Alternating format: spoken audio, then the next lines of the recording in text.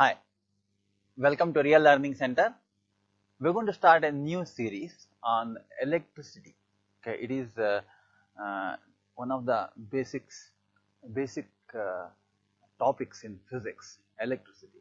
Okay, so we're going to start with static electricity. Electricity has actually two parts: static electricity and current electricity. So we are going to start with static electricity. So we are going to have basically 6 topics to be covered in this. First we start with the charge, then electric field, the potential, then current, then we are going to discuss some electric circuits, and finally what we call alternate current. So today we are going to start with static electricity. Okay, so let's first say whenever we get this word electricity, so in our mind what comes is a bulb, and we say it runs by electricity. But what we don't realize is that the so-called electricity, okay, is there not just the man-made electricity. There is a lot of electricity in nature. We don't realize that, for example, this candlelight actually also burns because of electric forces, because of electricity. And we also know, we don't realize actually that the lightning that is cast is basically through electricity. It is the natural electricity that is available. And you can see that even in our bodies, most of the communication, neural communication, nervous system actually works on electricity. So even if you go to the normal inanimate matter, the regular solids and liquids, they are all made up of atoms and compounds, elements and compounds, which are at the root having atomic forces, which are actually, most of it is electric forces. So electricity is there from the very low level to the very high level everywhere.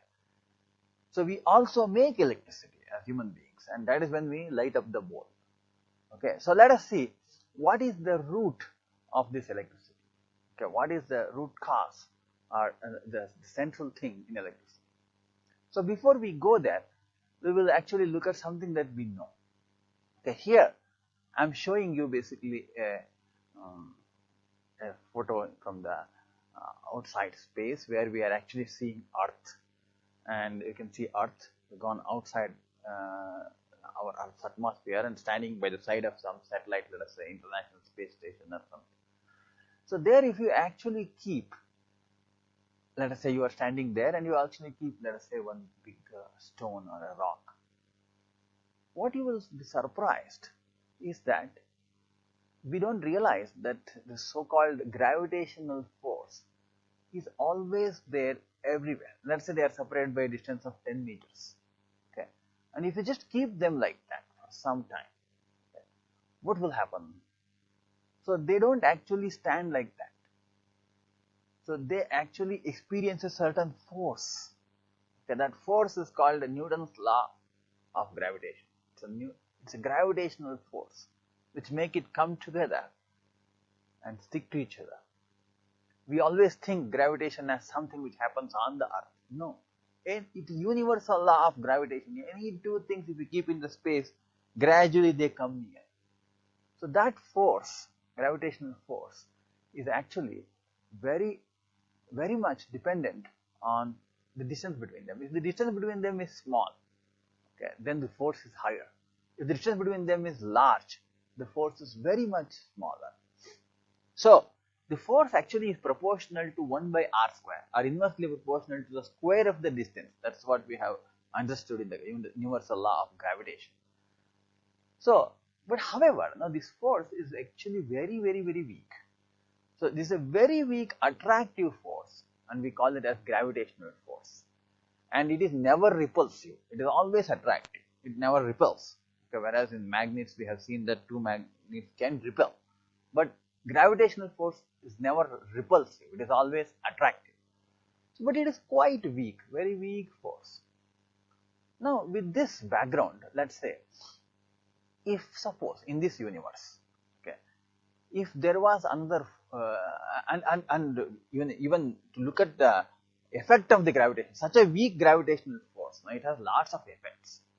So you see, the rain droplets coming down is because of the gravitation, and at the same time, the same gravitation is responsible for moon going around the earth and earth going around the sun, and it is the same gravitation which is responsible for our sun going around in the Milky Way galaxy, and even to the extent of so-called black holes, a small, very dense material which can't be seen, which even attracts light. Those black holes are also formed because of the gravitational pull. So whatever we call a weak gravitation can do so much. What if so now the gravitational force, you see, has basically some characteristics. Okay, what are those characteristics? It is actually a universal force. It is there everywhere. This gravitational force is not absent anywhere. It's present everywhere. It's universal. And it's always attractive. There is no repulsion. And it is a weak force. These are the three characters of a gravitational force. Now, if you take, for example, a similar force, assume that I have another universal force, like gravity, okay, which is always attractive, but is a billion times stronger than gravity. Okay, assume that it is very strong. A billion times is very strong. A billion times is even more strong. If such a force is available, okay, apart from gravity, or if gravity itself is that powerful, okay, what would have happened to our universe? Think about it. Our universe would have actually got, okay, the whole universe attracting everything else is so powerfully. All planets coming together, all galaxies coming together, all everything coming together, pulled into a tight ball. Just one tight ball called the universe would have been there. If we had an attractive force universally, which is billion times stronger, our universe wouldn't have existed like this. It would have been actually something like this. A small ball, whole of the material of the universe inside one small ball, because they all attract so powerfully. So it's a very difficult thought, isn't it? So what if suppose our universe is actually having a force which is always repulsive? Instead of attractive, it is very repulsive, but it is billion times stronger than gravity. So we know that gravity is actually attractive, but if you take a repulsive force which is a billion times stronger than gravity, but it is repulsive, how would our universe be if such is the case? So our own universe will actually would have been a simply ever expanding gaseous cloud with every bit of matter repelling every other bit. The planets would not have got formed, we would not have got formed, nothing would have happened. It would have been all bits going away from everybody else because it's all repelling. So that would have been the case of the universe if you had a repelling force which is much stronger than gravity. Now, why are we thinking like this? Suppose if the universe had both kinds of situations. It had both very strong repulsive force and very strong attractive force. Let's say the universe had two kinds of materials. I will call them as p particles and n particles. Okay, exactly equal in number. 50% of the particles are p particles and 50% of the particles are n particles. Let's say p and p particles always repel with enormous force, and n particles also repel with enormous force, like billion times stronger than gravity. And let's say p and n attract with enormous force. There's a lot of attraction in one side and a lot of repulsion on the other side. If both such scenarios existed, what would be the universe like? How would the universe be if such is the case? Interesting thought. So the answer actually is quite simple, surprisingly. The universe will be the one that we are living in. It will be exactly like the universe that we are living in. In our universe, there are such particles which are actually particles which are positively charged and n particles which are negatively charged, and they actually repel, and they are equal in number.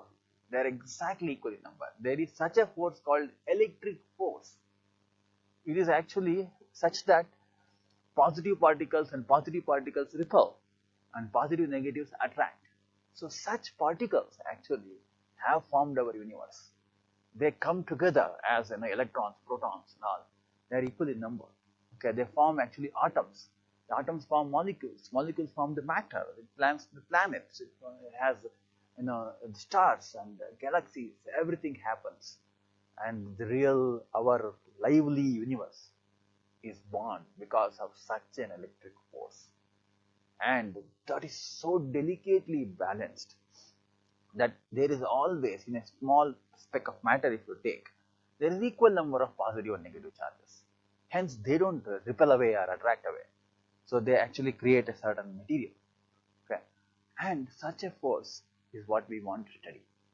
We want to study our universe by understanding this kind of a beautiful electrical force, very powerful electric force. When compared to gravitational force, it is damn powerful. So we are going to study that through our videos of electricity. Okay, so let us now see that there are actually two parts to this. One we call static electricity. So static electricity is nothing but you take a charge and the charge is not moving, just standing, and there is a lot of electric field around it. We call field. Okay, we'll discuss that later. That is basically static electricity. That doesn't learn anything about. We don't learn anything about what happens when a charge moves. But in current electricity, we actually study what happens when a charge moves. In a circuit, we see that the charge moves. So current electricity deals with moving charges. Static electricity deals with static charges, charges which do not move. Okay, so let's start with the static electricity. So in static electricity, if you see, there are again three important things that we need to learn. Okay, they are called three words. It's like a new language for you. There is electric charge, electric field, and electric potential. If you actually learn these three most important concepts very well, then means electricity is there in your pocket. Okay, so let's understand these three words. So let's dwell a little bit deeper into these words in the first place, because these words, this charge, field, potential, these words are something that we have already used in our day-to-day life. Okay, but though we have used in various different scenarios. Let's see how we use the word charge in a sentence. In our day-to-day life, what we do is we say, hey, my charge, I have to recharge my prepaid mobile, okay, for ₹100 or something like that. So that's a usage of the word charge. And you may say, okay, he got fully charged up after having after listening a motivational speech. He heard a nice motivation and he got charged up to do something. Okay, or we can say, the culprit was charged with the murder of the jeweler. So see the word charge is used in various different occasions. And after winning the election, she took charge as the mayor of Bangalore. Okay, that is another way of using charge. Or we can say, just after receiving the order from the commander, the soldiers charged towards the enemy line. That is another way of using the charge. Okay, so then, which is very normally used, my laptop is fully charged. These are the ways of using charge. Now, which among them is what we have to choose? Okay, if you look at our charge, the electric charge we talk about, it's similar. Maybe the one which talks about soldiers charged, okay, that may not be the usage. But all the others, if you see, there is something comes on it. Okay, he got motivated, fully charged up, means something which is intangible comes on him. Okay, or the culprit was charged with the murder. That means he was given something on him. Okay, that is the charge of murder. He assumes charge of the mayor of the city. Okay, so something comes on us, some responsibility. So this something which comes on the prop, on the materials, which you can't see, but something comes on them. And that is the exact way in which we use electric charge. So electric charge is also similar. Now let us go and see whether the atoms are charged. Has anything come on to them? Are atoms charged?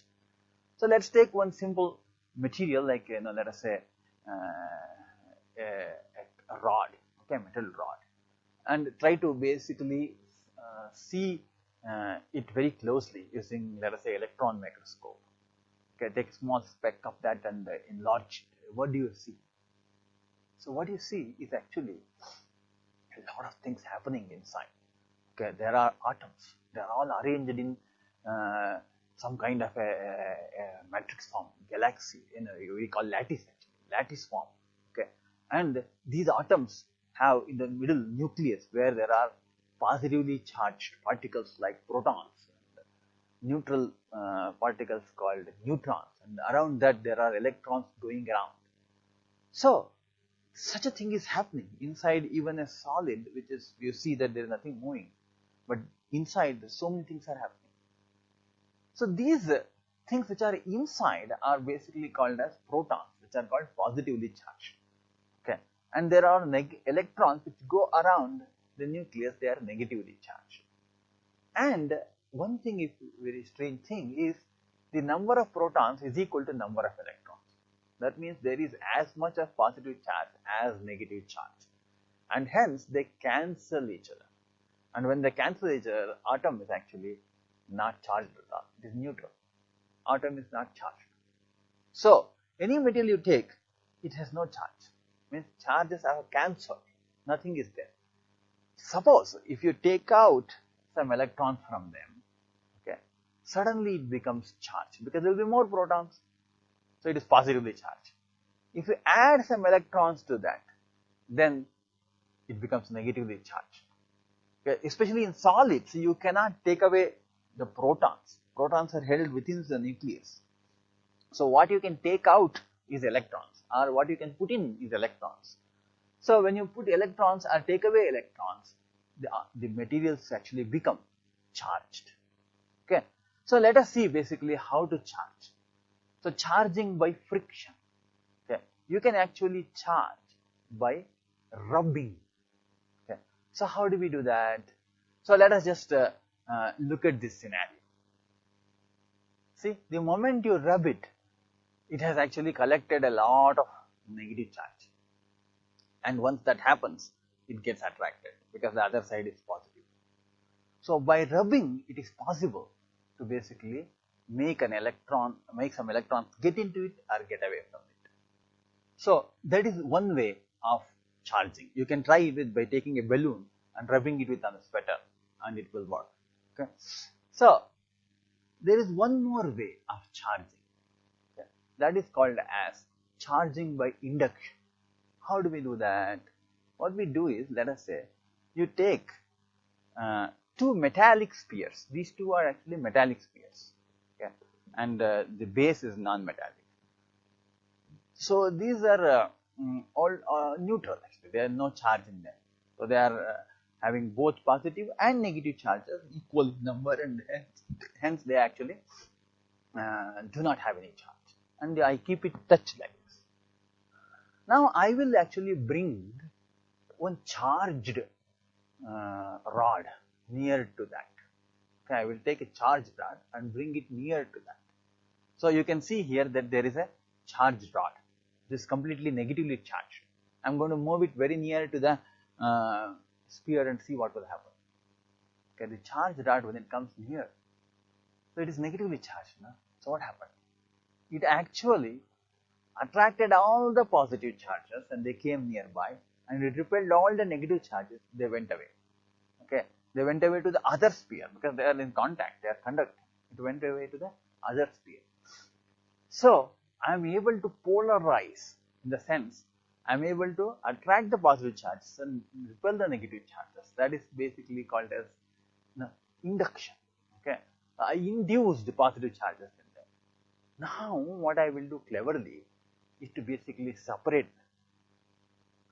The moment I moved it the other side, you can see that negative charges which were there, okay, they got distributed properly and it became completely negatively charged. And I will pull back my the rod here and the positive charge is distributed and this became positive charge. Now without even touching these spheres, I could charge them, one of them to be positive, other to be negative. This is called as charging by induction. Just take it nearby, separate it out and take it out. So you charge it. That is the beauty of electric charges. You could charge them without even touching. So this kind of a charging is called as charging by induction. So now, what are the properties of the chargers? What do they do? Okay. So charge means basically, let us say I have taken a balloon and rubbed it and make it positive charged, and the other one I made it negative charged, okay, using induction and all that. So now, if I actually bring them and I keep them like this, what will happen? They get attracted because positive and negative charges attract each other. On the other hand, if I actually put two positive charges like this, so what will happen to them? They actually repel. They go away from each other, two positive charges. And two negative charges also go away from each other. Okay. So, positive and negative attracts and positive repel, negative repel. So, like charges actually repel and unlike charges attract. Like means positive, they repel. Negative, they repel. And unlike charges attract. So, this is one of the most important property of charges. Now, once we do this, we have this habit in physics, try to basically understand with how much force. So, we want to know quantitatively, what is the force of attraction or repulsion? Can we calculate it? Is there a number that we can give it to that? So, what we do is we try to find out how much charge. Okay, now we figure out that the force actually depends on the amount of charge. Okay, let us say if you simply take two positive charges like this and they have a repulsion, and that repulsion will actually create certain force, and that force will repel it. Okay. So now what I will do is I will bring it back and keep it. Okay, and then I will actually increase the number of charges in one of them. Okay, I will double it. Now on the left one I have doubled the charges. The moment I did that, the force between them actually doubled. You can see those arrows. The force between them actually doubled. So, and they are now vigorously pushed away. The force between them has doubled. So, if we double the amount of charge on one of them, the force actually doubles. So, suddenly we think now, what if we double the charges on both of them? So, I will take the other one and add to that also some extra charge. Suddenly force with them has again doubled. Okay, whatever already doubled, again doubled. So, now what happened? They are pushed away with a much more force. And if we double the amount of charge on both objects, then the force quadruples. It becomes 4 times. So, force depends on the amount of charge. Now, we will use a word called force is proportional now to the product of the amount of charges on each object. Because we doubled here and we doubled there. That 2, that 2. If you multiply, you get 4. Okay, that is why you say product. If I actually doubled it here and made it 3 times on the other one, this is 2, that is 3. Then what happened? 2 into 3, do the product, 6 times. The force becomes 6 times. So it always becomes the product of the 2 charges. So that we have seen from this experiment. And then there is one more thing on which basically it's dependent on. So now before actually moving forward, we will also write it in our normal mathematical language. So we say force is actually proportional to Q1 into Q2. Okay, we always give charge the letter Q. So for some obscure reasons, you didn't give charge C, we gave it as Q. Okay, Q1 is charge 1, Q2 is charge 2. And the sign that we are writing here like this is actually called proportional. Proportional means it also increases when the right side increases, left side also increases in the same proportion. Okay? So this is a mathematical way of writing the same statement. Okay, this is a mathematical way. Now let us look at basically the next step. So before we move, we remember this one actually, F is proportional to Q1 into Q2. This is required. for us to understand the next law which we are going to come into phase. So next one actually is the force dependent on anything else? Yes, force depends on the distance between the objects. That means if they are far, lesser force. If they are near, more force. So if I keep distance as, let us say, some x, 2 meters, 2 centimeters, whatever, call x, and let us say force is F. Okay, this is the force with which they are repelled. Look at very nearby, so very large force. Suppose if I actually make it distance between them as a double, okay, in the sense that I will make it as 2x, double the distance. Then what happened to the force? The force became F by 4. It became 1/4. So if we actually make the distance triple, then the force will become F by 9, 1/9 of the force. That is by experiment, you can figure that out. So if we double the distance between the objects, the force becomes 1/4. If we triple, force becomes 1/9. If we make it 4 times, force becomes 1/16. So we will say the force actually is inversely proportional to the square of the distance between them. The distance between them we call it using R. Okay. So if the distance between them is R, then force is proportional to 1 by R square. So this is another important rule that we have realized from these experiments. So now if you actually look at, there are 2 rules. Okay. One of them is called force is proportional to Q1 into Q2. The other one we figured out was force is proportional to 1 by R square. If we club these 2 things together, we call as force is proportional to Q1 Q2 divided by R square.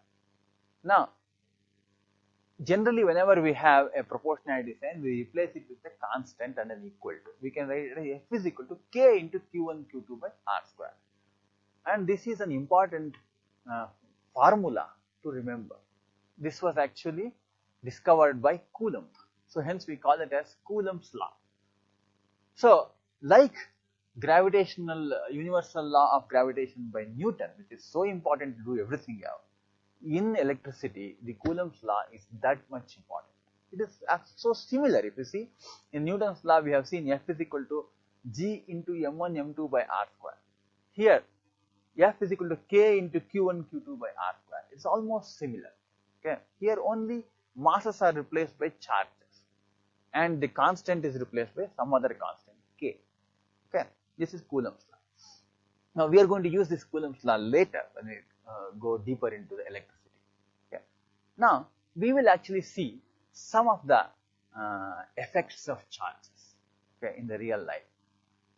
So shock from door knobs, you must have observed any time in the, especially during the winter, if you go and touch the door knob, you get a shock. Why does that happen?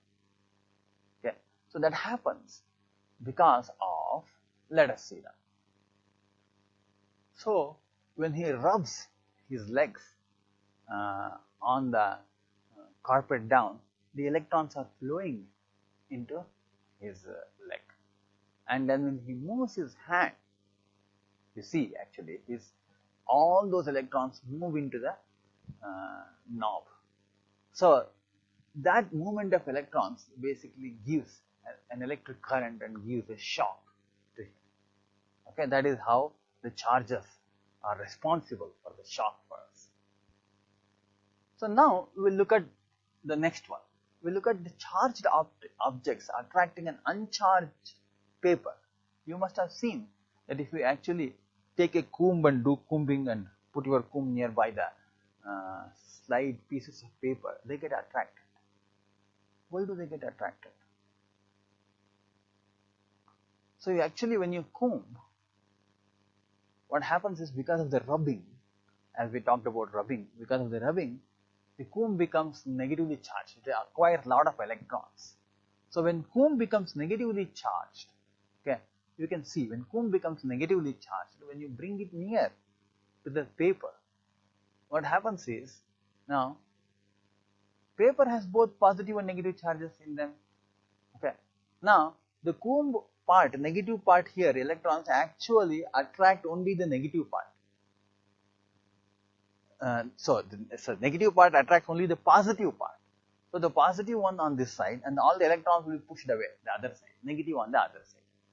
The moment one side becomes positive and other side becomes negative, so this Coulomb actually attracts it, because negative and positive attract. So that is how an uncharged paper also gets attracted by a charged Coulomb.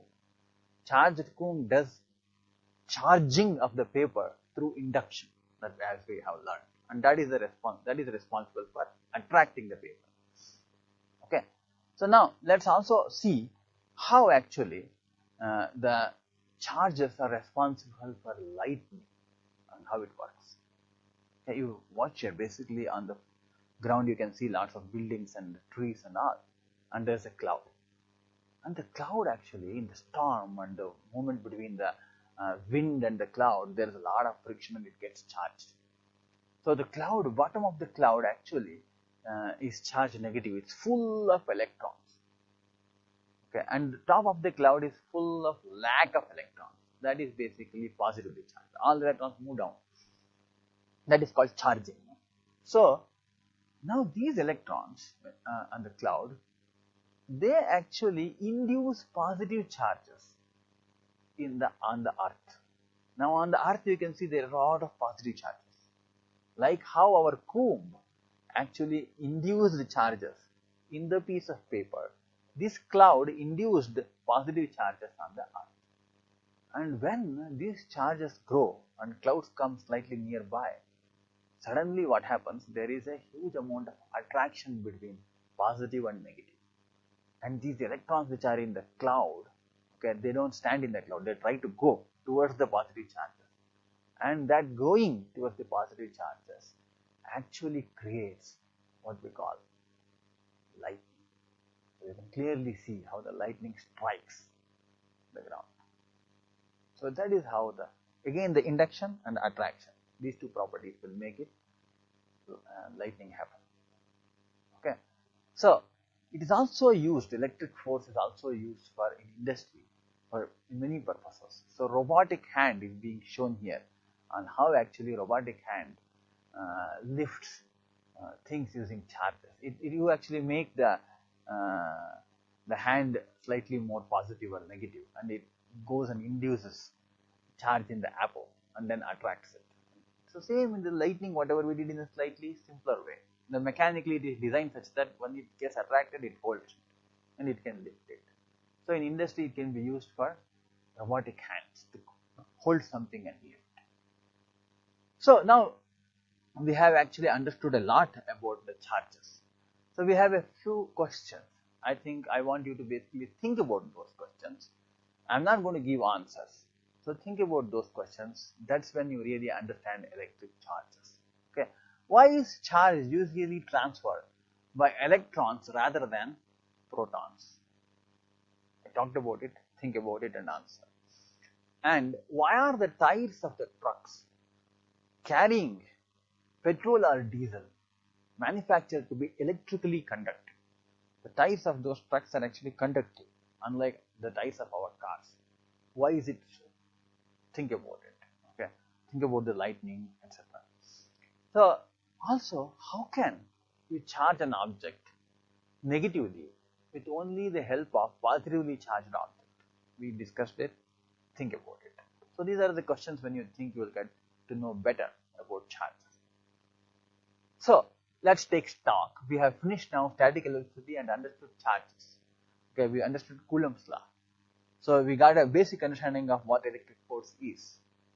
So moving forward, we are going to understand what is electric field, potential, and move on. So watch our next video in the series called electricity.